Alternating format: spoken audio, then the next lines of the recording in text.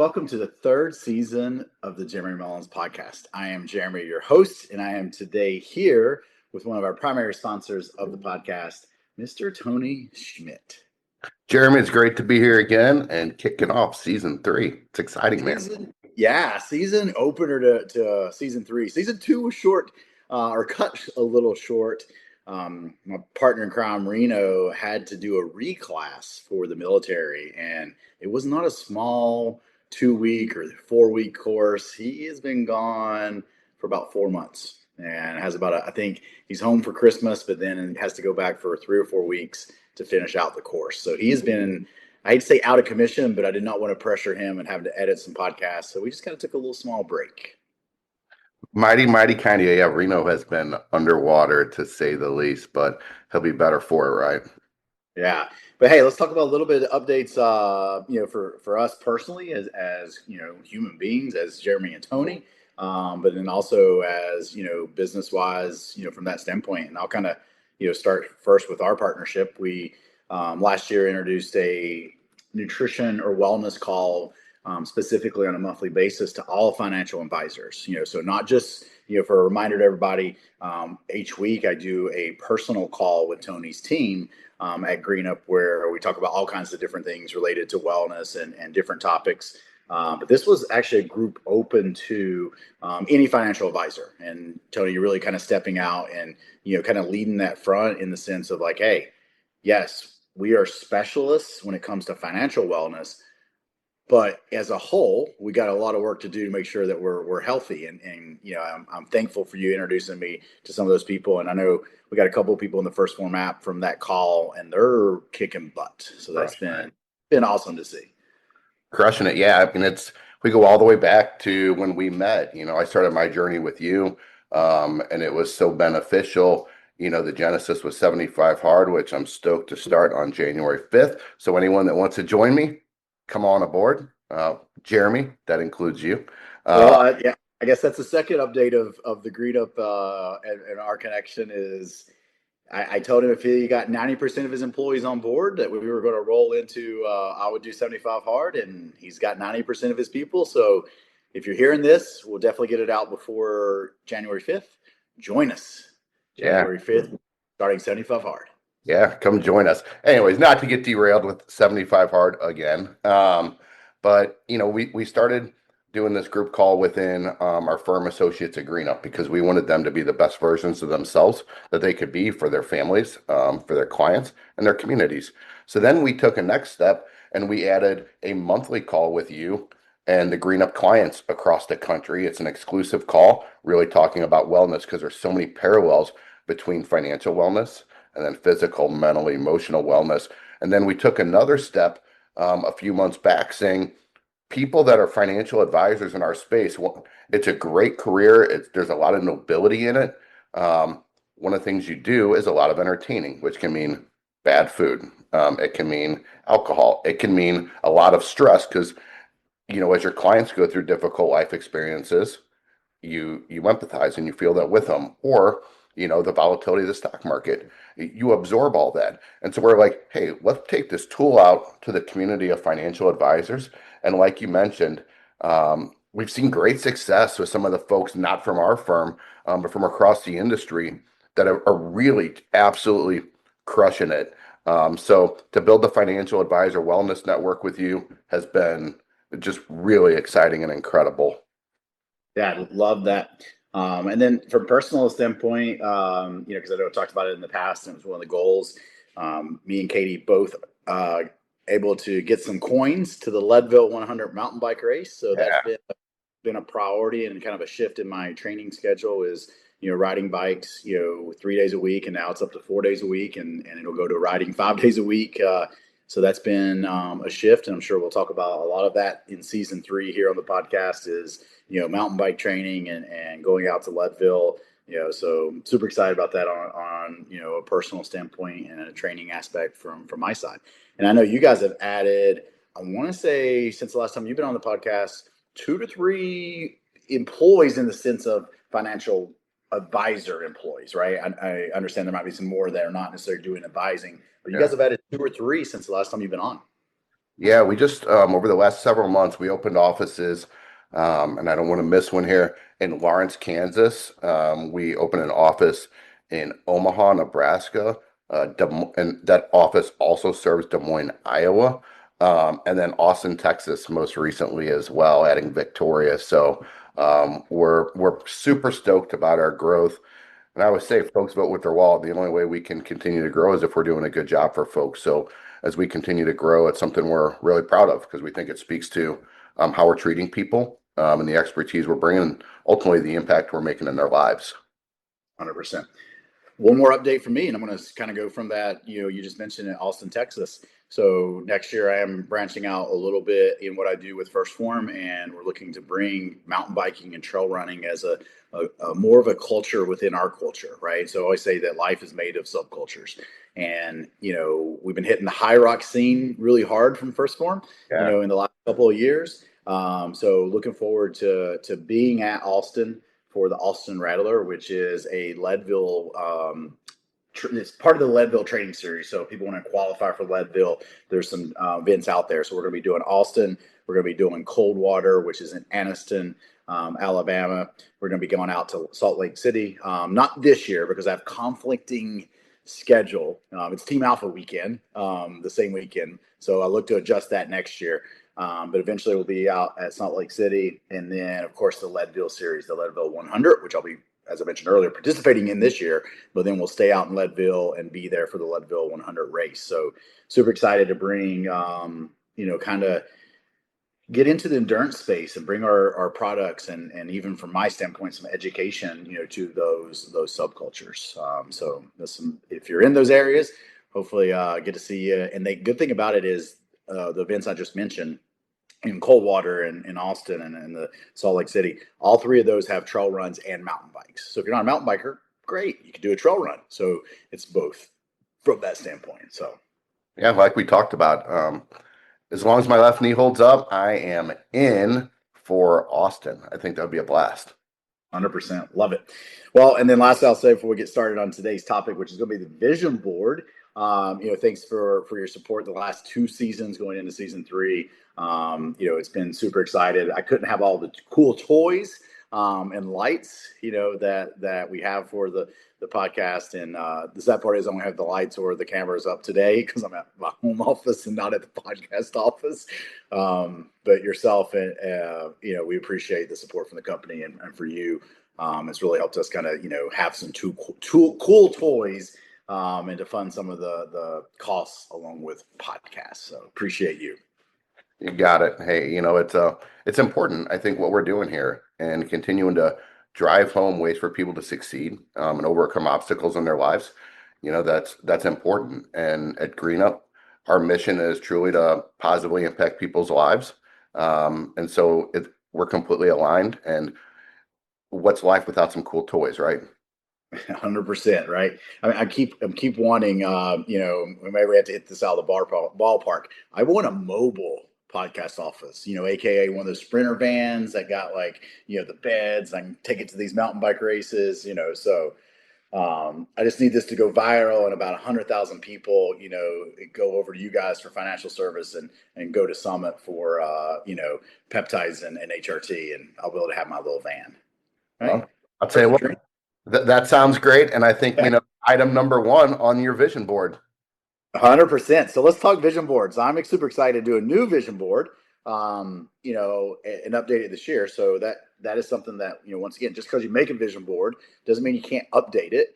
And a vision board is just, you take a step back. You can be a younger individual and do a vision board on Canva or make it digital, all that cool stuff, or you can do it on cutout magazine photos, which was my first original, vision board I ever did. Okay. But a vision board is just a collection of, images, words, symbols, photos, anything that you want that kind of sets what your goals are. Right.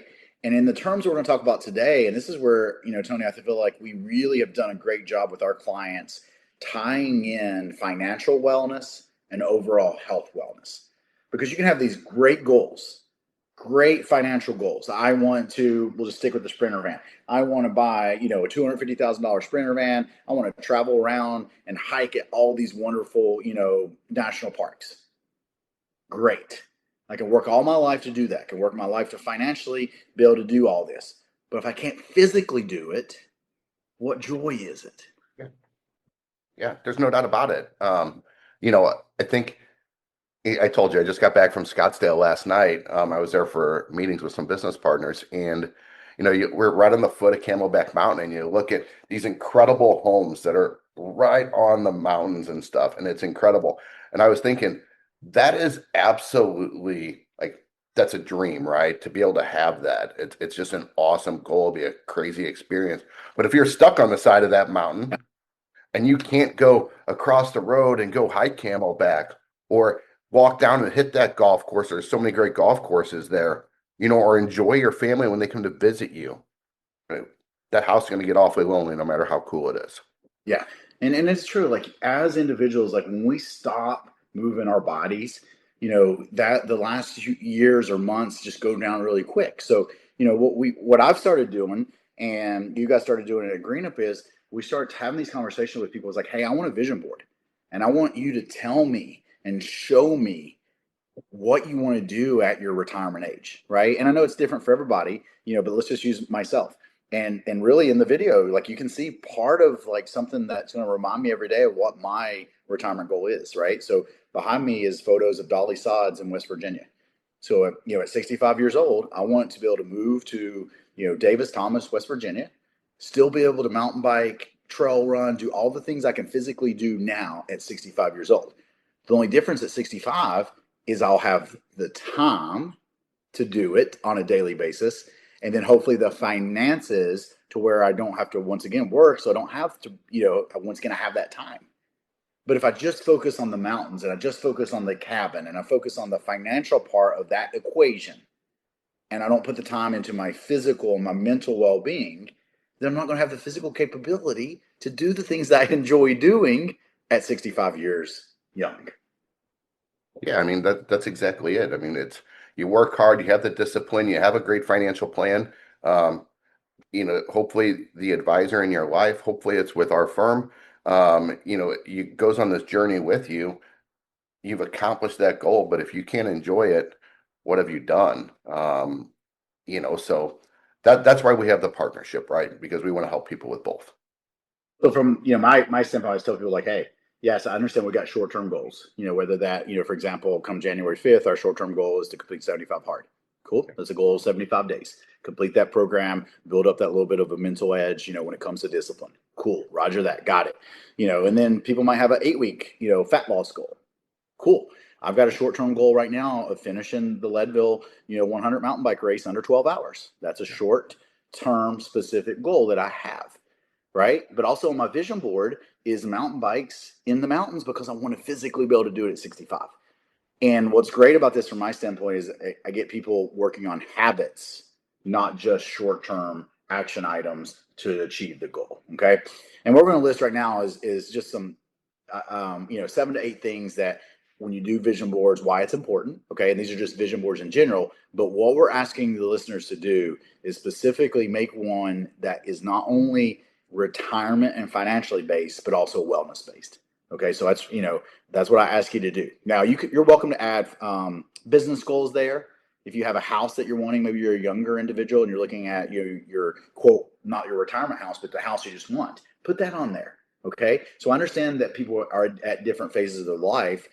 You can put short-term goals on this too, but the two things I want it to be is what you physically can do at your retirement age, and of course what you want in retirement. Those are the two things that I definitely want on this that I think can bring happiness, success, and fulfillment to individuals' lives. Yeah, I think something else that's important here, Jeremy, is people are doing this, and as we're all going through and building our vision boards, in addition to the pictures we're going to put in there, maybe on a separate sheet, list why that's important to you as well. Because, there's all kinds of studies that say when you have that why, it's going to get your brain to release the proper chemicals that get you to take action as well. And I think sometimes asking the why it's important to you. Like, why is it important for you to be able to mountain bike, in your 60s? It Yep. might seem obvious, but to actually write it out, that also helps us take those next steps as well. 100%. And you just helped me with transition to number one on my list. Clarify your goals, right? So putting your goals into images force you to really define what you really want, Yeah, right? So it turns this vague wish, I want to retire and travel. Very vague, yeah, right? 100%. Versus if I, put my Sprinter van on there along with the exact, for me, it would be the national parks, right? That's Yeah. very specific, okay? Versus just being like, well, yeah, I want a beach house and a mountain house. Yeah. So clarifying your goals is a benefit to doing a vision board. And then as you mentioned, yes, I would, once you get your photos, take that extra step as you're mentioning, Tony, and ask yourself why. And be able to write a sentence or two why that's important to you. And I think that brings another aspect, to the whole equation. Yeah. And if there's a particular house, drive through that subdivision, right? Take a walk on that person's, maybe not their driveway, but maybe go on the sidewalk. I wouldn't say sit and loiter and stare at it, but maybe take a walk through that neighborhood so you can truly experience and connect with it for sure. Yep. Benefit number two, just like we talked about, like I don't have a vision board up in here, but you can see the mountains, right? So this is not this exact photo that's on my list or on my vision board, but being able to see this strengthens your focus. So a vision board keeps your goals at the top of your mind, so you're seeing it often, right? And once again, you can do this digitally, and it can be a screensaver, or it can be a true fashion vision board that sets at your desk. Okay, and I should have went to the office today because I've got mine at the office and I could have showed it. But once again, seeing it on a regular basis is going to enforce what matters to you and a reminder on a daily basis. That screensaver is a great idea, especially for those of us that travel a lot. Um, because if you're gone half or two-thirds of your life, Yep. it's not like you're going to take your vision board necessarily with you in the suitcase, but to have it on as a screensaver is a great idea, and that's what I'm definitely going to do as I build out 26 here. Yep. And this one I was really impressed on when we were talking offline earlier, and you knew it. The is it Ross? Would you say Ross or RAS? How would you say it? What's the correct? I know the acronym RAS Yeah, I is believe it's Reticular Activation System. Now, don't ask me to spell it, um, but yeah, the RAS, I believe, and I learned about that through many podcasts and reading Ed Milet's book, The Power of One More. Ed talks about this a lot. yeah. Well, and I wanted to stop there, and so I got it written down here, so I'm just going to read it, and hopefully I don't butcher it. But activate the brain's reticular activating system. And a simple analogy of this, right, is you go buy a Jeep, okay?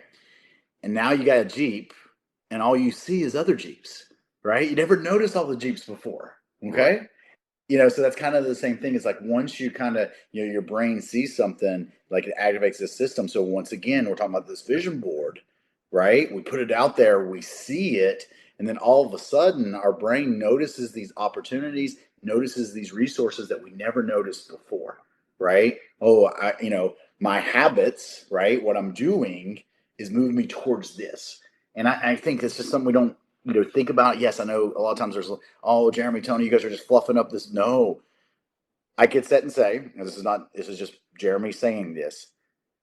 My clients that done vision boards have had better results than clients that don't do them. I mean, that's no research. That's just me, giving you data from what I've seen. Yeah. Yeah, I mean, visualization, vision boards, they're absolutely so powerful. There's so much data on it that it's incredible. And it might seem like, how do I do it? What's the right way to do it? I don't know that there's a wrong way to do it other Oh, than not doing it. yeah, because I mean, here's what's going to happen, and this is me speaking from personal. You're going to make your first one, and you're going to end up changing it anyway, right? And what I mean by that, you may be spot on in what your goals are and what you want, but you find different photos, of something. You talked about like the house. You went and saw the house that you really enjoyed, and then you actually found the home plan from it. Like you're going to upgrade the first one you do. I will tell you that. Okay, that's just the nature of the beast. So expect to upgrade it after you do it the first time. Here's one that I didn't really think about, but reduces stress and increases emotional well-being. And I was on a phone call yesterday at University of Louisville, working with some stuff on the Army side, and our colonel really was talking about this in the spiritual. So a lot of times in the spiritual, everyone thinks religion, but spiritual is not always religion. It is what your sense of purpose is. That's what more spiritual is about, right? And this is what we look at when we're talking about decreasing stress and increasing emotional well-being is these vision boards help create a sense of purpose and a sense of direction. And both of those things, when you have that in life, when you have a sense of purpose and you have a sense of direction, that reduces anxiety and increases mood overall. Yeah, I mean, I think all you have to do is look at, the number of churches that are popping up all over the country. And that's a lot of people searching for purpose and finding happiness with having that purpose. It's filling a big void in their lives. Yeah. And once again, guys, hey, I am spiritual, but what I'm pulling out of this is, when we talk about spiritual wellness, okay, and I just said that backwards, I believe in religion. There we go. Right. But religion can be part of spiritual. So for me, it's both. I have, my sense of religion, but also have my sense of purpose Yeah. in general. And do I believe they're tied together for me? 100%. So, but I just don't want people to think when we talk about spiritual that it has to be 100% related to religion. Next up, great for a team or a family. And this was a little sidebar of doing it. And I don't know if you've done it. Have you done it with the family or with the team? I have not done it with the family. We have asked the team to do it, but we haven't done a collective one. Odd. We just had our leadership offsite I was mentioning, and we were working on some stuff for the next 12, 36, and 60 months for the firm. So there was some of this, and I think that's probably the next step. But And we've done it with the kids, but it was more their goals, not the mhm, family. So I yeah, could see, this benefit of it. I could see it from a team standpoint.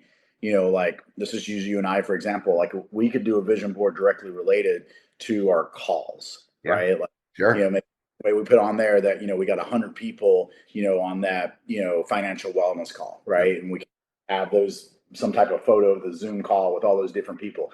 So I could see where and the reason I want to bring this up to people is it's okay to have multiple vision boards.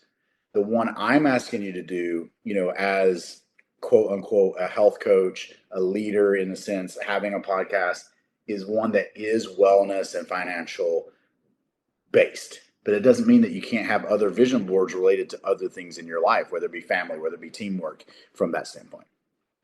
That's interesting. I think about it. My initial thought was, well, that's tough or impossible because both my kids are at Mizzou. But now I'm like, well, when they come home over Christmas break, how cool would that be to keep us connected? Because my younger one went off to Mizzou this fall and joined my other one that's gonna is a senior there. Uh-oh. Yeah, let's not talk about that. It's sort of teaching the way. Yeah, so sitting here like, okay, what if over Christmas break we put some things that are going to be important for us three together in the future as a way to stay connected and driving forward together? That's a great call. Yeah, and that's last on my list of benefits of vision boards, is it helps track personal growth.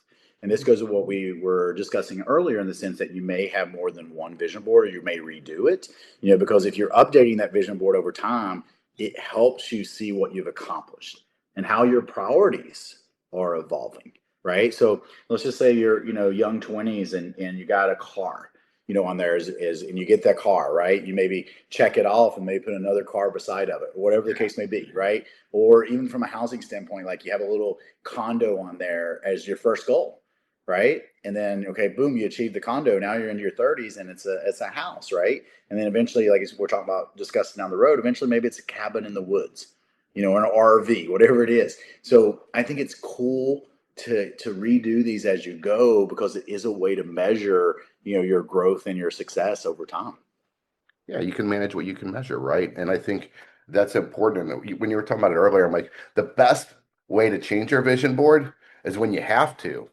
because you've already accomplished that one. When you got to rip it off and put something else on there because you've already accomplished that, what a cool, incredible, satisfying thing. And that is absolutely going to keep you going forward. It's like having a power list where you're having to check those things off on a daily basis. Um, that is going to keep you moving forward for sure. Well, we always talk about, as we're starting to wrap this up, in life, you can read about things or you can experience things. Yeah. And I'm not saying reading is a bad way to go, because I can take and read a book and get someone else's life experiences without having to spend the time to do those experiences. Now, with that being said, I want you to experience life, people. I want you to live. I want you, but I want you to read too. And part of this vision board, which take the first part of vision, is visualization. And you were talking about earlier, a baseball story that you were telling me. And I think, and I'll let you share that a little bit, because I think that's part of visualization. I don't want people to think people that, hey, I've got to sit down and like close my eyes and really see, X, Y, or Z. No, visualization could be someone telling you a story of what you need to expect that could happen. And Yeah. then guess what? If it does happen, it's like, oh, I've been here. I know Yeah. what to do, right? Yeah, 100%. It was actually soccer. It was my freshman year playing collegiate soccer, and I was a little 18-year-old kid starting in the center midfield, and our All-American center midfielder, who was also captain, my pledge dad, blew his knee out early in the season, and it was going to be me in there having to lead and manage through that. And he took me on this long, long drive and was like, okay, we're going to talk. I want you to think about these things. This individual is going to get irritated and frustrated and start following people like crazy. How are you going to settle him down? Okay. This person's going to get frustrated, start just whacking the ball all over the place. This is going to happen with the referees. How are you going to manage this part of the game? And so at 18, that was my first real experience on, okay, you have to think forward of what's going to happen so that if you've already experienced it, it's no biggie. You're not getting emotional. You've already lived this. It's like, if you're 25, you probably don't have enough life experience to handle some of the tumultuous waters that life is going to bring you. But sitting here at, let's say, not 25, well, 49, there's a lot of gray hair that I've earned. And you're like, yeah, I've been there. I've done that. It's not that big of a deal, right? And I think that is so powerful, and there's so much wisdom as folks get older. And as I look at my pops, who's 87, he's seen a lot, he's lived a lot. And I think visualizing situations in life can help you go through that. And I was fortunate that Phil took me through that experience at a really young age. Well, and I just think, like, pulling the visualization back to the vision board, you're kind of setting your tone of what you expect and what you're going to do. That's the beautiful thing about it, right?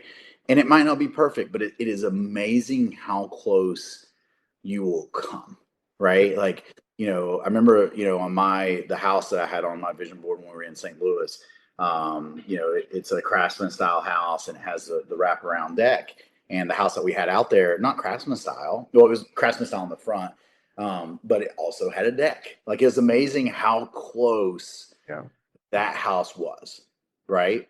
And then with the change of moving to Florida, like we really didn't like, know, like there wasn't time for me to really think about like what house I want in Florida, because I hadn't spent a lot of time in Florida, right? But being West Virginia, Appalachia, and moving to Florida, my visualization was like palm trees. Even though I'm North Florida, right? This is just where my mind went. Um, and in the backyard, we've got patio, fireplace, and three palm trees, right? So it's it is a powerful tool that I think people can use. And the beauty of what we're doing is, by tying together the financial part of it and the wellness part of it, is we're knocking out two of the most important things in your life that are going to matter when you Yeah. get to 65, 70, 60, wherever your retirement age is, right? Being financially set to do the things you want to do, but also being healthy enough to do the things you want to do. I think having the proper self-talk is crucial there as well. As far as I want to or I hope to. you know, I'm dreaming of whatever. Change that into I'm going to. You've already made that choice. And you put it on that vision board, you've already made that choice that these are things you're going to do. Like you heard me, Raz, and Matt in our company the other day about you got to make the choice on 75 hard first. Like, no, the choice has got to be made. And if once you make the choice, you'll be successful as long as you follow the process. Um, but it's anything in life, you make the choice first and it's going to happen. 100%. Hey man, I appreciate you coming on today, kicking off season 3. If you guys do make your vision board, do us a favor. Tag Tony and I on social media. We'll make sure that we put our social media handles down in the notes of the show. So take a photo, tag us. We'd love to see it. I hope you guys have a wonderful start to the new year. This podcast should be dropping maybe right before the new year. If you guys do need anything from us, from a wellness standpoint, shoot me a message. If you guys are looking at, stepping up your retirement, want to do a free consult with Tony or his team, send them a message over at GreenUp Wellness. Hope you guys have a wonderful day.